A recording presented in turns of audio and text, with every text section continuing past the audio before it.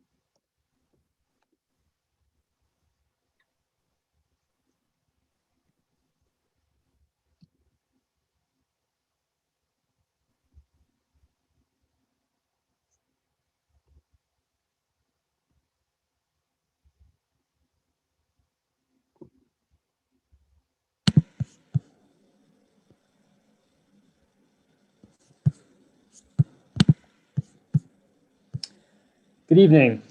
Welcome to our school's final webinar in our Civic Discourse project this academic year. Our theme this year being Race, Justice, and Leadership in America. I'm Adam Seagrave, Associate Director of the School of Civic and Economic Thought and Leadership at Arizona State University. Our school director, Paul Cariz, is among you all in the Zoom ether this evening.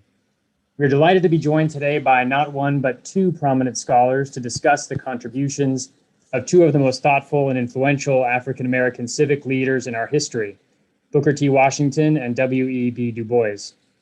Part of our school's mission is to promote civic dialogue about pressing issues of our time. In each academic year, our speaker series, the Civic Discourse Project, extends the conversations and debates of our classrooms to a broader community. You can visit our website to see all of our previous lectures in the Civic Discourse Project and learn about our school's curriculum and programs at scetl.asu.edu. We'll have three main parts to the hour today. First, presentations from each of our guests on the life, work, and significance of Booker T. Washington and W.E.B. Du Bois, respectively. Then I'll pose some questions and conversation with them. Then in the third part, we'll have a Q&A session from the virtual community joining us.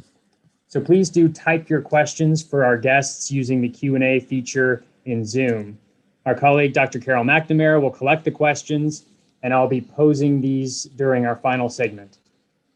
Now to our guests. We are delighted to welcome Diana Schaub, Professor of Political Science at Loyola University, Maryland, and a visiting scholar in the Social, Cultural, and Constitutional Studies Department at the American Enterprise Institute. She was the Garwood Teaching Fellow at Princeton University in 2011 to 2012, and visiting professor of political theory in the government department at Harvard University in 2018 and 2020. She is the author of a book on Montesquieu, along with many scholarly articles in the fields of political philosophy and American political thought. She's also a co-editor of What So Proudly We Hail, The American Soul in Story, Speech, and Song. A member of the board of directors of the Abraham Lincoln Institute, she also has a new book on Lincoln forthcoming from St. Martin's Press in 2021.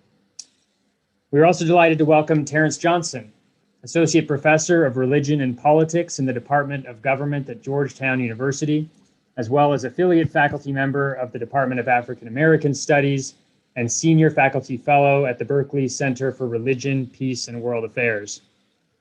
He is the author of the forthcoming book, We Testify with Our Lives, How Religion Transformed Radical Thought from Black Power to Black Lives Matter, co-author of the forthcoming book, Blacks and Jews, An Invitation to a Dialogue, and the author of the 2012 book, Tragic Soul Life, W.E.B. DuBois and the Moral Crisis Facing American Democracy. A graduate of Morehouse College, he received his Master of Divinity from Harvard Divinity School and PhD in Religious Studies from Brown University. Diana and Terrence, thank you both for speaking in our series on race, justice, and leadership this year.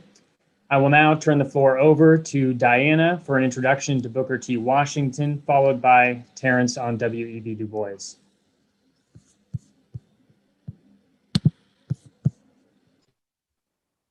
Great. I'm delighted to be here talking about both of these figures. I'll start us off by telling you a little bit about Booker T. Washington. He was born a slave on a small Virginia farm just a few years before the Civil War. He was freed by Lincoln's Emancipation Proclamation. By dint of tremendous effort, young Booker managed to acquire an education and by age 25 became the founder of a freedmen's school in Tuskegee, Alabama. Working tirelessly for the next 3 decades, Washington built Tuskegee into a world-famous institution that served as a model for his program of industrial education. In 1895, Washington was invited to give an address at the Atlanta Exposition. It was sort of one of those world fair sorts of events. And he became the first African-American to appear on the same platform with Southern whites. Washington's speech catapulted him to national fame virtually overnight. Frederick Douglass had died that same year, and Washington succeeded Douglass as the nation's best known and most highly regarded Black figure, a position that he held for the next 20 years until his death in 1915. Washington served as a consultant to 4 presidents. He developed close associations with the Northern Barons of Industry who funded his educational endeavors. Just to give one example, Washington established a partnership with Julius Rosenwald, who was the head of Sears Roebuck, and that together they built more than 5,000 primary schools for African Americans across the South, many of them staffed by Tuskegee-trained teachers. Washington died in 1915 at the age of 59, basically having worked himself to death. He wrote a very famous autobiography published in 1901. The title of that autobiography is Up from Slavery. I think in any assessment of his life and legacy, it's important to remember that Booker T. Washington came on the scene during a time of terrible troubles for Blacks in America. The Reconstruction period had ended. Segregation in the 1880s and the 1890s was becoming harsher, more widespread, and increasingly written into or codified in the law. Once you had the Plessy v. Ferguson decision in 1896, Jim Crow and the sham of separate but equal were declared constitutional. The disfranchisement of the Black population was complete, and the Democratic Party had monopoly control of the entire South. Just to, again, cite one example, in the space of 2 years, the number of Black voters went from 190,000 to 8,000 as a result of limitations on the franchise that were adopted by the state of Mississippi in 1890. So once there was no Black vote to contend with and there was no party competition, white politicians strove to outdo one another in demagogic appeals to racial hostility. There was a surge in lynchings, other terroristic practices directed to the maintenance of white supremacy. So given the retrograde state of white public opinion, Washington's project to lift those first generations of Blacks born into freedom, lift them out of illiteracy, out of poverty, that required that he also educate the surrounding white community. He was working from within the Deep South, within the belly of the beast, so to speak, and he had to devise a strategy, a way of speaking, a rhetoric that would reach and transform this highly antagonistic audience. So Washington's efforts were directed not only to Black uplift and self-improvement, but also towards strengthening the fraternal bonds between Black and white citizens. Those bonds were necessary to ensure that whites would even permit Black educational and economic advancement. He also believed that interracial comity was the necessary foundation for constitutional liberty and the precondition for the achievement of full civil rights. I think it's very clear that Washington always saw full political and civil rights as the ultimate aim, even while he rejected as counterproductive the tactics of political protest, what he rather dismissively called indignation meetings at Faneuil Hall, the famous protest hall in Boston. So Washington recognized that prudence, and that included the judicious use of flattery, that was essential to securing white cooperation. I think it's always been a serious mistake to regard Washington as having argued for an out by your bootstraps approach. He was acutely aware of the power that whites held and how systems like sharecropping and convict labor kept blacks mired in debt and dependence. So he focused on what he believed was most urgent for the black community and also what was most doable. But that required carefully cultivating white support for black achievement, and partly he did that by showing whites that they had a stake. They had something to gain from black advancement.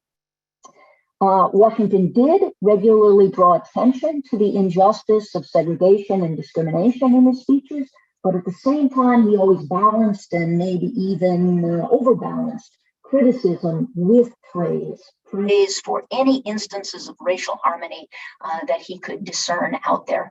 As he explained, Southern people have a good deal of human nature. They like to receive the praise of doing good deeds. So praise was the way to engender more of those good deeds, he believed. In 1889, Frederick Douglass himself, who was still alive at that point, Douglass, the fabled abolitionist, the agitator, he recognized the more dangerous racial situation of the late 19th century and what it meant for the most effective mode of public speaking. So the firebrand Douglass started talking about the power of modesty. Our battle with popular prejudice requires, Douglass said, the utmost circumspection in word and deed. In the 20th century, I think that Washington's great circumspection became controversial, especially when a new generation of black leadership emerged, which took to denouncing Washington as accommodationist. The success of that attack did, I think, a tremendous disservice to Washington's life and legacy. It's time maybe for a more balanced and a more appreciative view. Booker T. Washington should be remembered not only for his remarkable personal accomplishments, and no one can gainsay those, but he should also be remembered for his moral vision and his subtle statesmanship. Thanks. Great. Thank you, Diana. Thank you, Adam, and the Center for this invitation to talk about Du Bois and Booker T. Washington. So W. Du Bois is a really interesting figure, born in 1868 in New England, in Great Barrington, Massachusetts. He really grows up in a very sort of protected kind of context. He is the only African-American in his school, and throughout his early academic career, he really is sort of protected from sort of the scars of anti-Black racism. And it's not until he experiences a sort of rejection of a Valentine's Day card from a young white girl in his class that he recognizes, right, this idea of the veil, and this whole the veil dropped for him. But more importantly, as Du Bois is preparing to go off to college, right, he wants to go to Harvard, but he's sort of he's not necessarily rejected, but they're not inclined to accept a Negro. And so the pastor at his local congregational church recommended that he apply to Fisk, which was considered the preeminent school for training African Americans. And he applies and gets accepted. But his family is a bit concerned about sort of the whole journey of what Fisk could actually produce, not only for him, but this idea that Du Bois would now enter into the South, enter a whole new terrain that would expose him to anti-Blackness in ways he's only imagined, right, in a small insulated town. But he goes off to Fisk, and he says that there he's actually introduced, right, to the incredible life of Black intellectual production. But in particular, he discovers another world outside of Fisk, about 45 miles south of Nashville. where he's basically interns in the summer. He teaches at a small school and out in sort of the rural Tennessee. And there he says he really discovers sort of the lifeblood of African-American life through the African-American church. And it's through the African-American church that he really understands and recognizes sort of some of the deep sort of cultural moves, the deep traditions within African-American life. And this provides a really interesting kind of framework, right, for understanding how to not only approach African-American traditions, but becomes a framework that gives them a vocabulary for how to think through African-American crises, and anti-Black racism. And so it's an interesting kind of sort of doubleness while he's at Fisk. On the one hand, he's being trained, right, in a very classical liberal arts education, with all this learning classical languages, studying ancient political thought, but also then really wrestling with this idea of Blackness. And this really sets the stage, right, for understanding how Du Bois is eventually going to study Black life. After Fisk, he goes off to Harvard, where he becomes the first African-American to receive a PhD in 1895. And from there, he goes off to Berlin, where he basically all but completes another dissertation. But when he returns, he finds that he's really sort of struggling to find a job. And he actually writes to Booker T. Washington to secure employment potentially at Tuskegee. But Booker T sort of rejects sort of the offer. And I think from this moment, Du Bois really starts to grow a kind of deep kind of anxiety about Booker T's role in the US, because Du Bois recognized, right, the strength and potential of the Tuskegee Institute and what he would later call the Tuskegee machine, but he also recognized some of the weaknesses. So I know we'll talk about that in a moment. But after Du Bois is sort of after he's rejected by Booker T, he ends up working at Wilberforce. But really sort of sets the stage for Du Bois is the introduction of sort of the Souls of Black Folk in 1903. And what's really powerful about this text, and I think what gives it so much life, is the degree to which Du Bois really captures and attempts to capture this idea of what he calls in the forethought, the human passion of a people. And it's striking that he begins what many people have historically identified as a sociological text of thinking through, double consciousness, of thinking through Black religion, of thinking through Black leadership and Black education, but that he begins with this idea that I want to expose the degree of human sorrow and suffering, human passion, right, from a narrative that's often never disclosed. And I think this is really telling, but often many scholars forget this moment. And then he goes on to, in the first chapter, really to set the stage for really rethinking the study of anti-Blackness. And he writes in the opening lines of the Sorrow Songs, this whole idea of our spiritual strivings, rather, of the question of how does it feel to be a problem? And the idea of the Negro problem really becomes a kind of centerpiece for how Du Bois addresses Black life. And what he means by this, I really understand it through a guy named Lewis Gordon, former teacher at Brown. And it really argues that Du Bois really criticizes the way in which scholars have looked at Black life. Du Bois argues that people actually study African Americans as if they are the problem.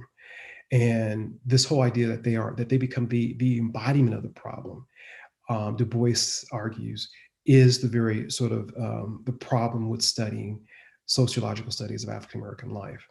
And so he really, I think, ushers in a very new way of thinking about Black life, and this whole idea that we are studying a group of people as if they are subhuman, as if they are inferior to whites. And this becomes a really provocative way of thinking about Black life that only in the last, I think, 20 years that we've really begun to understand and respect. And what's also crucial about Du Bois's early work in the Souls of Black folks is the degree to which he really relies on Black religion, right, as a cornerstone for understanding the sociological implications of white supremacy. And what he argues is that really Black religion becomes a really fascinating narrative through which we can understand the dynamics of a very unique tradition. And he identifies the Black preacher, right, this idea of the frenzy, this idea of the sorrow songs as the sort of critical sort of epistemic resources that really establish, right, and underscore the Black religion, but particularly the Black church. And this becomes really important in part because he wants to argue that it's through this vehicle of the Black church, right, that the outside world really engages in Black life, and that the Black preacher in particular becomes this unique figure in that at the time he, right, is linking together both, right, the otherworldliness of religion, but also linking the community to the white world. And this becomes a really fascinating kind of study of Black religion, and particularly of the Black church, because it really underscores the degree to which Black religious experience has always entangled religion and politics from the very birth of the institution. And in part, it did so out of necessity, right? It was the one place where African Americans could actually mobilize, could actually engage not only in religious life, but engage in politics. And so Du Bois really sets the stage for how we understand the Black church. And then what's also fascinating is that he argues there's another component that really speaks to sort of the life of African Americans, and that is this idea of the sorrow songs. And the sorrow songs for Du Bois, really, he argues, really the first true American music, because it really expresses, right, a kind of grief and sorrow unlike any other tradition within American life. And so Du Bois really tries to think through religion. And while he's very critical of religion, he wants to show how religion becomes a way, right, for really unfolding an intellectual tradition within Black life. And he wants to show how, despite, right, what some people call the social death of African Americans, here we have an example of not only resistance against white supremacy, but also the cultivation of knowledge, the cultivation of culture, right, and also sort of the cultivation of what he calls a kind of human sort of expression. And from the souls of Black folk, Du Bois really lands international attention and national attention for his sort of explication of what's happening right behind the veil of Blackness, which is a category he really develops and unfolds. We also know about this whole idea of the double consciousness, which he builds upon in the souls of Black folk. And so this really becomes a kind of cornerstone for thinking through Du Bois. But what's fascinating about Du Bois is that this is just the starting point of his career, right, in 1903. That Du Bois's life, which ends in 1963, really expands, right, and is a life in which we see the unfolding of an intellectual, right, who is deeply committed to thinking through the issue of race, the issue of democracy, and the issue of capitalism, and the degree to which capitalism, right, is sort of undermining democratic aims and democratic expectations of African Americans. And so we see this in his 1935 publication of Black Reconstruction. We also see in the collection of essays in Darkwater, in which we really see how Du Bois is trying not only to think through what's happening domestically with African Americans, but really linking African Americans to transnational politics, linking the race problem to fights in colonialism. And he also then builds upon race to think through more richly about human rights. So we see that Du Bois uses the particularity of anti-Blackness, not to simply return to a kind of navel gazing or to try to talk about so-called Black experience, but he uses sort of the idea of the Negro problem as a way to really investigate, right, the human condition of suffering as it manifests itself for Du Bois in colonialism, right, in poverty and in violations of human rights.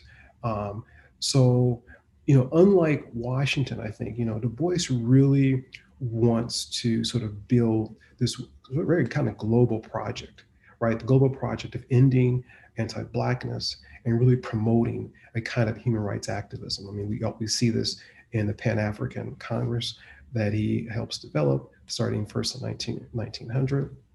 And we also see this, right, in his travels throughout the world as he's thinking through issues around economics and how slavery is also tied to the ongoing problem of anti-Blackness. And so as we kind of move forward this conversation, I really want us to sort of think through how Du Bois links religion, right, and the moral claims of religion to the problem of anti-Blackness, but also how anti-Blackness is very much tied in to the American Democratic Project, and how Du Bois uses the particularity of African Americans, right, to really think through some of the limits of an ideal philosophy, right, around rights and around justice. So thank you. Thank you, Terrence and Diana, both for those excellent comments, excellent introductions to your respective figures. And I want to also remind our audience of the Q&A feature. So as we are having our discussion, please do feel free to send in your questions via the Q&A feature on Zoom. And our colleague, Dr. Karen McNamara, will coordinate the asking of those questions and send them forward to me. So thank you both for that introduction. So one question that I'd like to kick off our discussion with is the question of to what extent Du Bois and Washington can be seen as complementary figures or areas of their thought that are complementary to one another rather than in disagreement. They're often framed as disagreeing with one another on some very important fundamental issues, which certainly was the case. But what are some important or overlooked areas of agreement between them, or points of difference that can be complementary rather than opposed to one another? Adam, I think that's a really good way to frame the question, and it's rare to see it framed that way. I mean, so much time is spent presenting Washington and Du Bois as, simply at loggerheads on nearly every issue.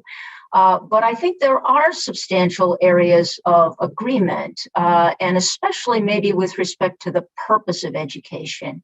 Although Washington became associated with this term industrial education, meaning vocational training for the skilled trades, I think his conception of education is much broader.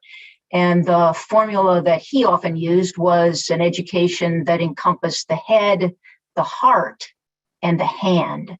And I think one can find actually very similar formulations in Du Bois.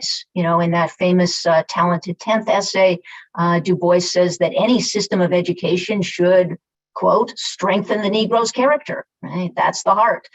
Increase his knowledge, that's the head. And teach him to earn a living, that's the hand. So, Washington's program is sometimes misrepresented as reducible to vocational training. But I think that overlooks the moral component that was so central for Washington. An education of the head and the hand without attention to the heart, Washington says that just shapes individuals who are only clever at grasping things for themselves. So Washington always argued for usefulness as the supreme end of education, and he defined usefulness as service to our brother. He very much had a kind of service ethos. Maybe just stop there and see what Terrence thinks about those points of agreement between them on education. There are, of course, real differences as well, but it's helpful to state some of the points of agreement. No, I agree with you, Diana. And I think another point, of agreement is this whole idea of around sort of using education, right, as a tool for transforming the entire community. I think both were very clear, right, that we need a community, right, of people who are exposed to a range of sort of aspects of higher education, and that higher education is not simply meant, as Du Bois recounted in his Talented 10th Memorial Address, it's not intended for you to become fat cats and to use to individually prosper, but education really is a tool, right, for the entire community to be transformed. And what's interesting, I think, about the two of them is that I often, when I think about Du Bois and how he thought about education, right, it was always this whole idea of sort of lifting as one climbed. And, if you look at sort of the Crisis magazine and popular sort of newspapers, right, during Du Bois's life and Washington's life, you would often see these ads in which people are literally pulling up people up the ladder. And this whole idea that as you climb, right, you are lifting other folk. Now, clearly, Du Bois is very critical, right, of sort of the capitalist sort of orientation around this idea of lifting people up and the whole idea around the products of work ethic. But I think when we tie his understanding of education, say, to his anti-colonialism efforts, we see how education is a sort of radical tool for rethinking given norms. And I think that's where they actually really connect. And I also think, interestingly enough, they connect in a strange way on how sort of religion as a form of ethos, right, is informing education. Now, they use it very differently. I think for Booker T, it's really about having a certain kind of Christian character, right, that is really focused on sort of, uprightness and politics respectability. Whereas for Du Bois, he sees religion as a very interesting tool to try to decipher, right, why people make certain decisions. And as a way to think through, well, how do we actually attract people who believe, right, in this certain kind of tradition? How do we target them so we actually can pull them into a kind of radical progressive political agenda? So I think those are very interesting points of connection around education.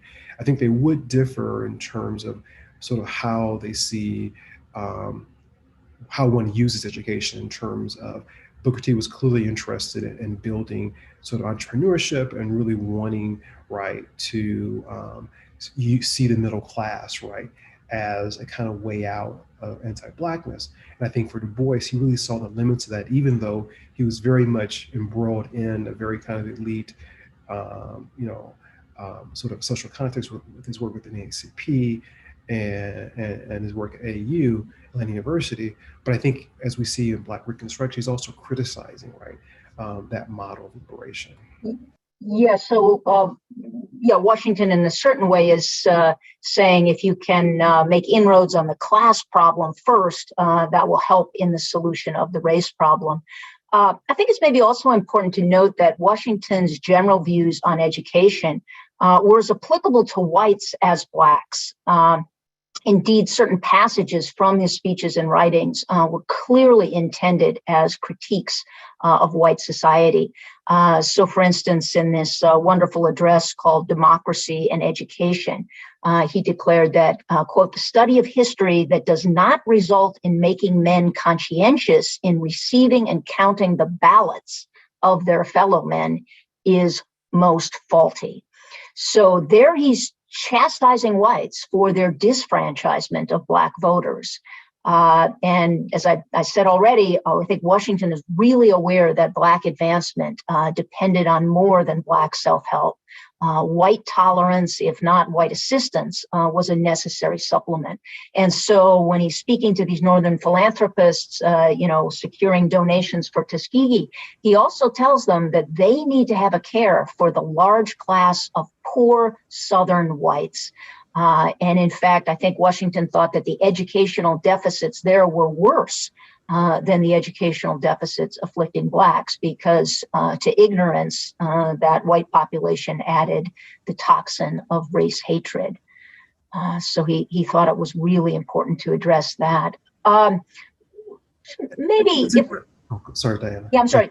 Go ahead. I was going to say, I think you're raising a really great point, and I really want to ask you in terms of how do you think Du Bois is thinking through sort of, the degree to which the Atlanta Compromise really puts Booker T on the sort of national stage, and he becomes then sort of the honorary kind of leader and national spokesperson for Americans. Because I think Du Bois is really torn, right? Because on the one hand, he recognizes that a lot of his funding is coming from the Roosevelt Fund. I mean, it's interesting to look at archives and all the people that who Booker T. Washington is hanging out with, Du Bois is actually seeking funding from them, right, to support his study of the Negro Church, his studies, his project around encyclopedia sort of African life, African-American life.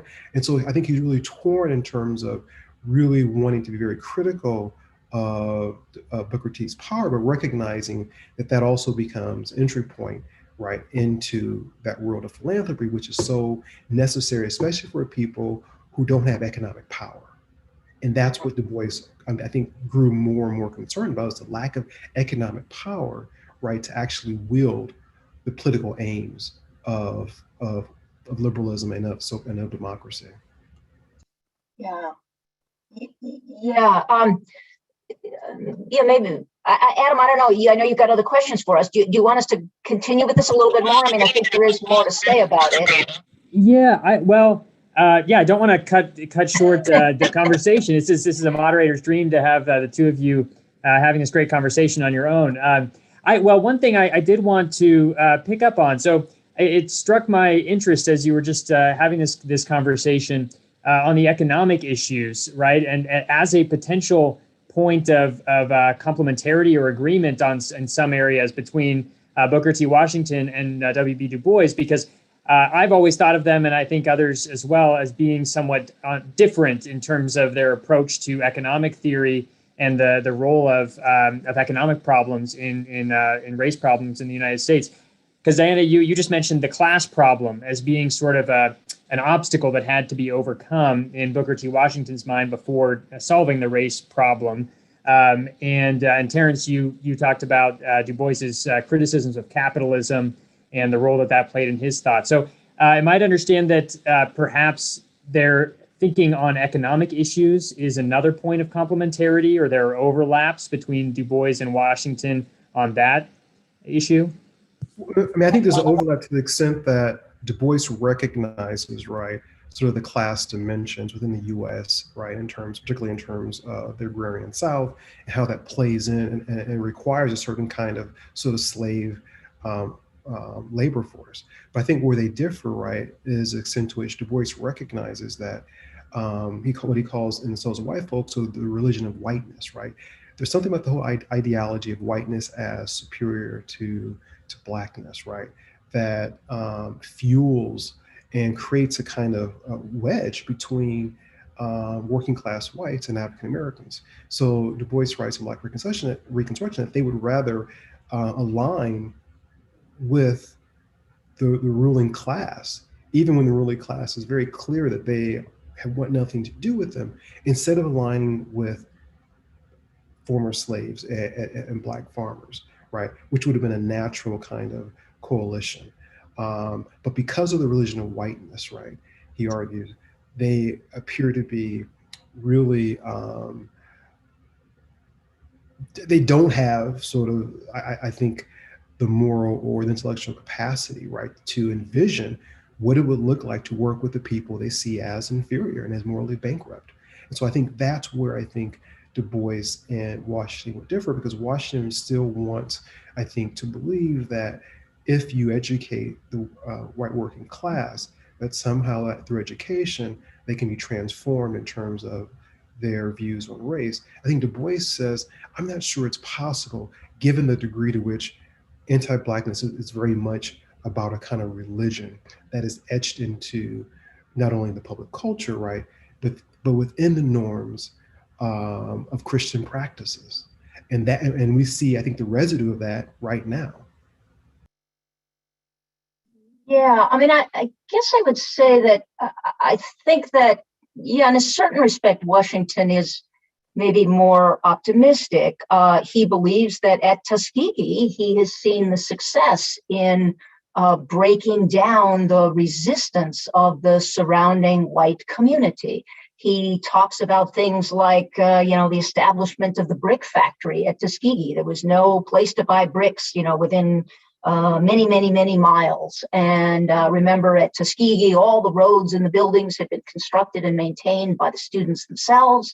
And at a certain point, they actually establish a brick factory.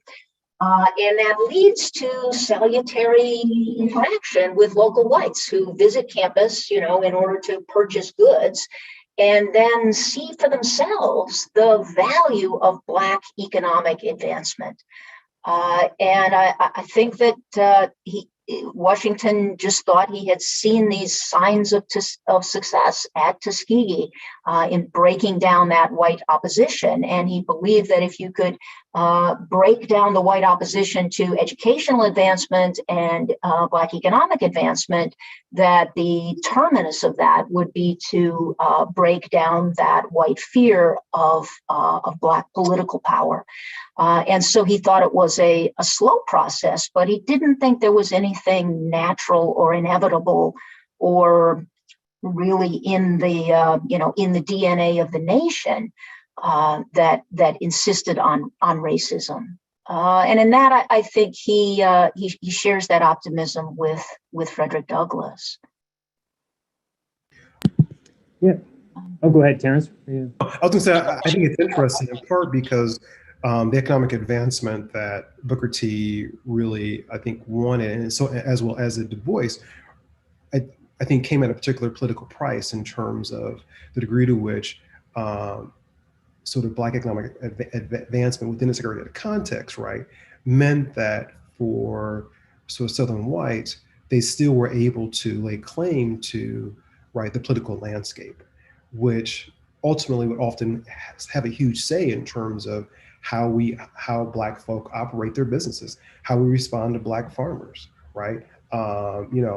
Issues around taxation. So I think Du Bois would push back and say, yes, I agree with you, but now we need to extend it. And clearly, as you well know, there's evidence that Washington was supporting, right, these rights-based efforts and civil rights efforts, right, to expand African-American rights. But there seemed to be sort of a hesitation to publicly support that, in part because I think his strategy was, let's actually try to maintain this institute, and so that we can then produce, right, hundreds of students who then become, right, their own entrepreneurs. And so I think he saw a kind of progressivism that would actually lead to what you argue for, Diana, lead to ultimately this sort of transformed society. Yeah, I guess there may be a couple of ways to see it. I think some people, blame Washington and sort of accuse him of taking full political rights off the table, not pressing on that he's sacrificing that.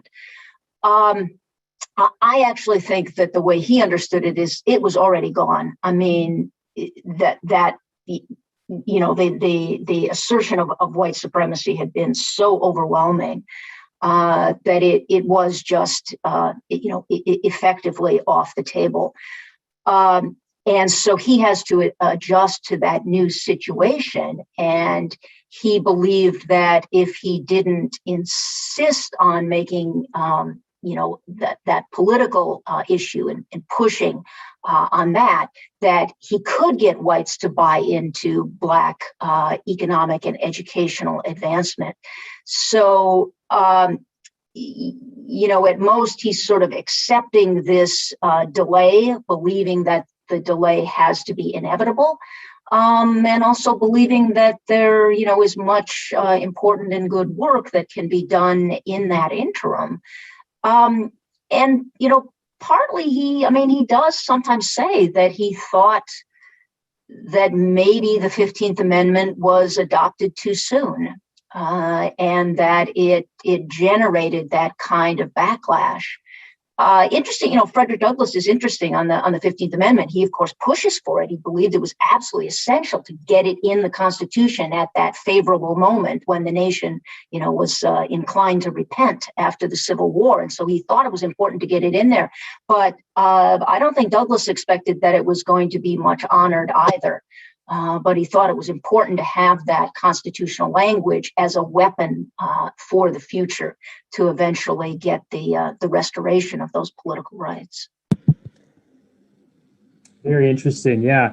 And as you're both addressing these questions too, it's occurring to me to what extent Frederick Douglass is sort of in the background of many of these discussions, that both Du Bois and Washington are, in some respects, heirs of Frederick Douglass's legacy and thought as well, and that maybe that accounts for some of their points of complementarity or agreement.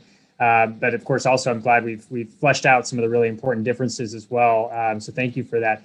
I want to turn at this point to some audience questions, because we have a number of great questions coming in through our Q&A here from our audience. So Perhaps first, because this is something that I really wanted to ask about, we have a great question from a colleague here at ASU, Professor Moses Moore, who asks, in his recent study of DuBois, Gary Dorian has suggested that different versions of Christianity applied and socialized were key to the program of both DuBois and Washington. So the question is, can the two of you please elaborate on the role of religion, the church, and the Black minister in the visions of DuBois and Washington? I think it's a great question. And, I think Du Bois is both critical of the Black church and the Black ministers, but also really in all of, I think, the kind of intellectual production that happens within the kind of whole performance of religion. And so I think, Gary Dorian is correct in terms of the different iterations of Christianity.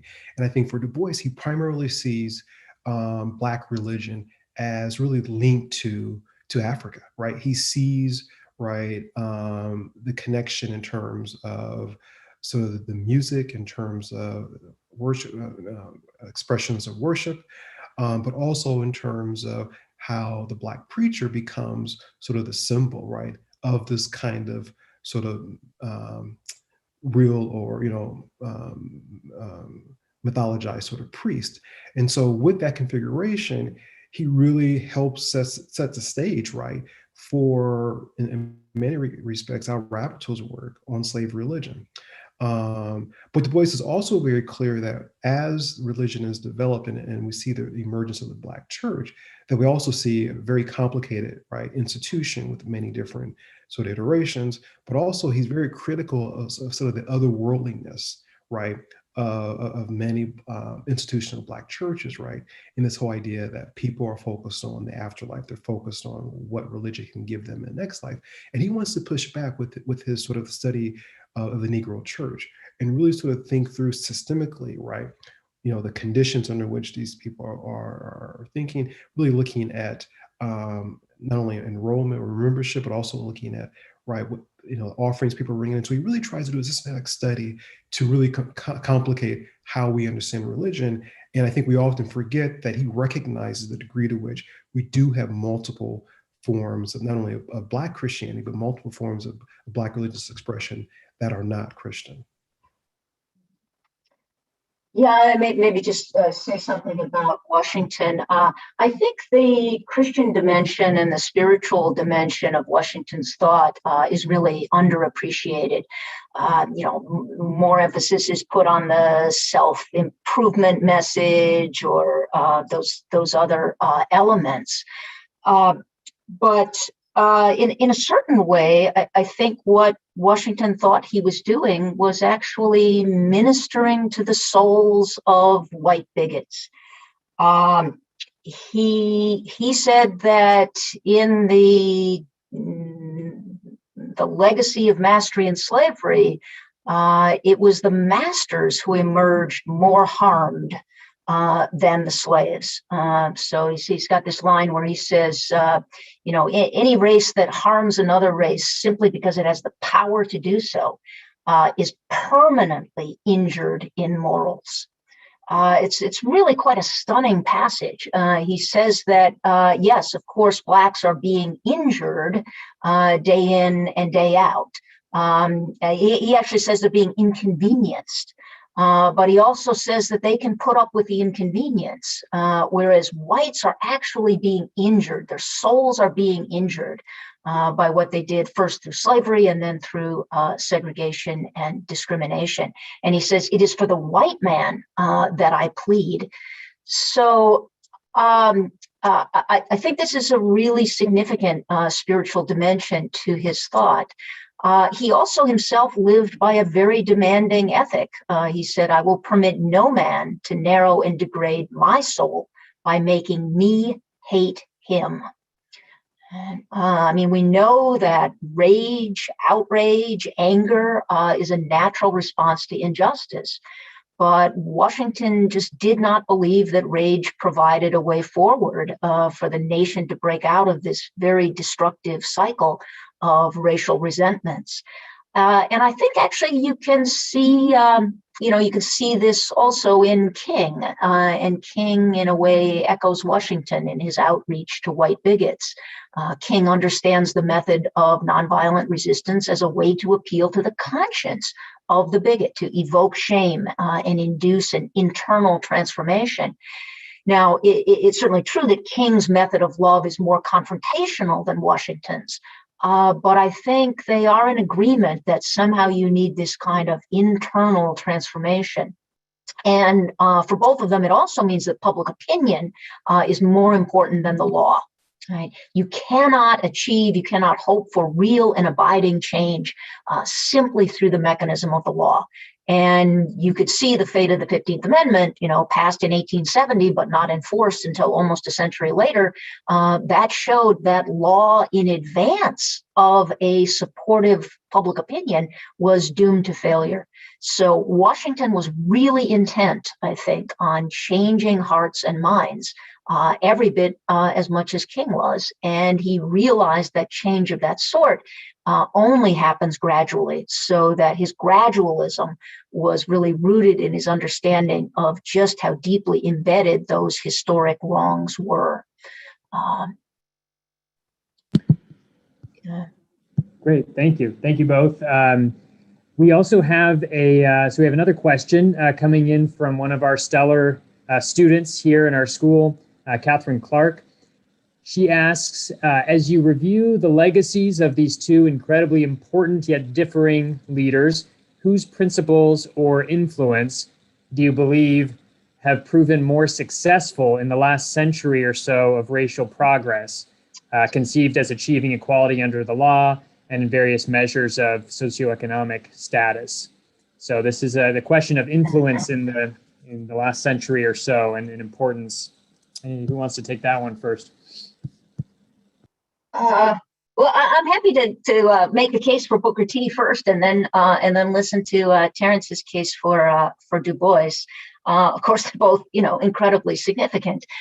But I guess I would want to argue that Washington's massive contribution to the economic and educational advancement of the Black population was really crucial for the political transformations that did finally come about in the second half of the 20th century.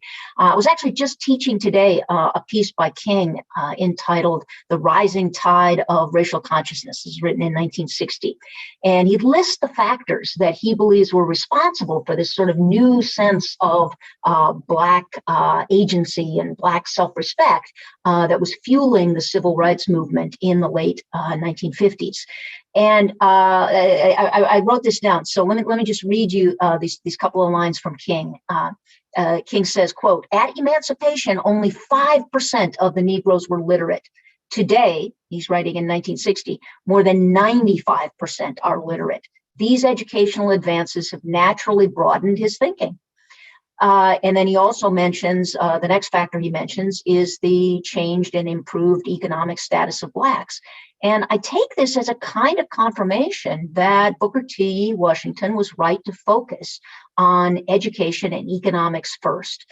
The timing of the civil rights struggle testifies to Washington's fundamental insight into the preconditions for effective societal transformation. Washington had always believed that if you concentrate on education and economics first, then political rights will inevitably follow. Now, we know that inevitability was not automatic. It wasn't smooth. The political demands had to be made. They had to be backed by effective organization and protest. But the groundwork for those successes, the successes of the 1950s and 60s, I think had been in preparation over the previous decades. And I do think that's something of a testament to Washington's influence. And then the part that I already mentioned about the spiritual dimension of Washington's thought, which I think is also picked up in the civil rights struggle, especially through the SCLC and the actions of King and others. I mean, I think both men had very, varying kinds of impacts, but I think Du Bois's impact is pretty powerful in the sense that he leaves us a huge body of work that really focused on trying to really detangle this whole idea of sort of the Negro problem as it emerged, not only in Black bodies, but also the idea of the damnation of women, really arguing for why women should have the right to vote, and really thinking through the ways in which gender, right, becomes sort of not only a kind of embodied problem, but also an economic problem for these women. And he uses these, I think, very insightful ways of probing, right, gender and race as a way to really push back against, right, the failure of democracy, and how democracy fails in part because we have not addressed, as you write in the Souls of White Folk, right, the very undergirding of the emergence of this project called, American democracy. And then he extends that to say, we have an obligation then not only to think about what's happening in the US, but also think about what's happening around the world in terms of, right, the terror against particularly those who are facing colonialism. And so I really think Du Bois leaves us with a kind of several frameworks, right, for reimagining democratic aims and democratic possibilities. And we see sort of the life of his work, right, in a range of thinkers, both here and abroad. But my other friends would say, but Booker T left us an institution that is still producing people, whereas for Du Bois, he left us tons of books and ideas.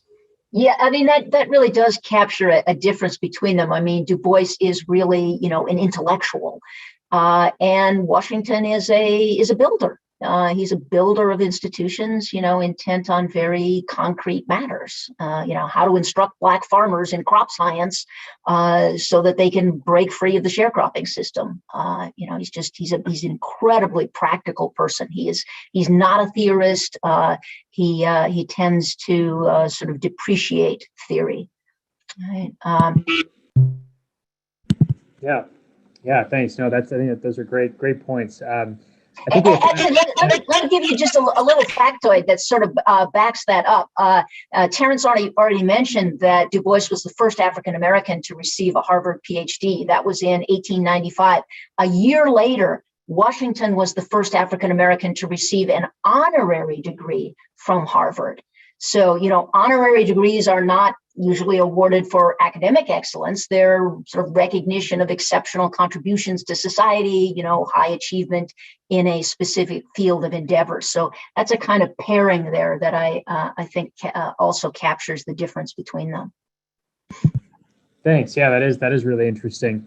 And so I think we have only a few minutes left. Maybe time for brief responses to one last question. We have a great question from one of our distinguished visiting scholars in the school, Dr. Catherine Zuckert. And she asks, what exactly did Du Bois think was distinctive about the African-American experience? And that, of course, could be asked about Washington as well. What's distinctive about the African-American experience? And in Du Bois's case, how did it contribute to his more global view, Pan-African view? I think it's a great question. I think in part what's distinctive, right, is the degree to which they used, right, suffering as a way sort of to build a certain intellectual life, right? And it's not simply about resistance, but it's about this whole idea of unfolding what he called human passion, human sorrow, and that he really wanted, right, even when he talks about Souls of White Folk, he really wanted to show how we are all sort of ugly and human, and that the crises we face, right, can be solved. But because of certain kind of ideologies, we're often, forced with reckoning with still white supremacy. So I think he uses this as a way, right, sort of to garner a sort of transnational coalition, right, of folk who are facing similar kinds of oppression based on racial and gender constructions. I know Kathy Zuckert, and I thank her for that question. I am looking for a passage right now from Booker T. Washington.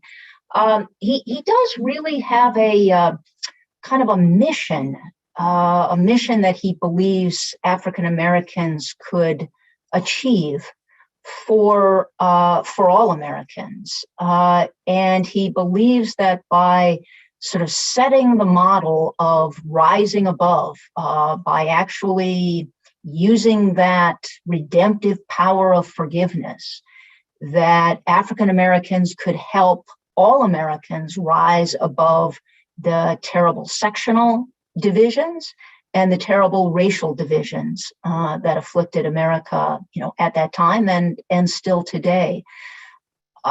So he does kind of have this notion of a mission for African Americans that's based on the truths of equality and the Declaration of Independence, but has this sort of layered over with this sort of redemptive Christian aspect.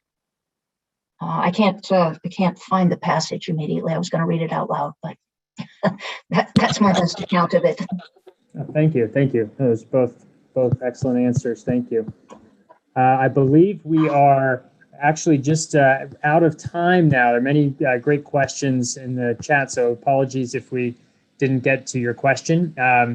But thanks very much to both Diana and Terrence for your remarks and responses to our questions. And thank you all for joining us for this final webinar in our theme this year in the Civic Discourse Project on Race, Justice, and Leadership in America. Please check the video catalog on our website, scetl.asu.edu, for the recordings of our previous 7 webinars in the series, ranging from discussions on George Washington, Frederick Douglass, and Abraham Lincoln, to our annual Martin Luther King Jr. Day lecture event with Thomas Chatterton Williams, and most recently our discussions with Glenn Lowry of Brown University and Shelby Steele of the Hoover Institution. Please also keep our school in mind on Sun Devil Giving Day, which is this Thursday, March 18th. Sun Devil Giving Day is a time for the ASU community to come together to celebrate a day of giving in support of causes that matter most to you.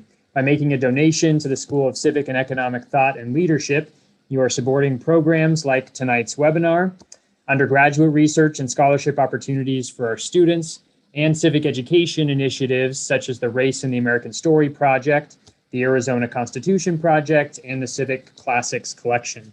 To support the school and its 2 centers, please visit scetl.asu.edu/giving. So that's our school website /giving.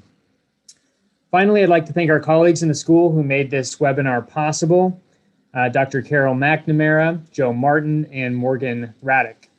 Many thanks again to our guests, Diana Schaub and Terrence Johnson, for sharing their expertise and insights. And thank you again to everyone for joining.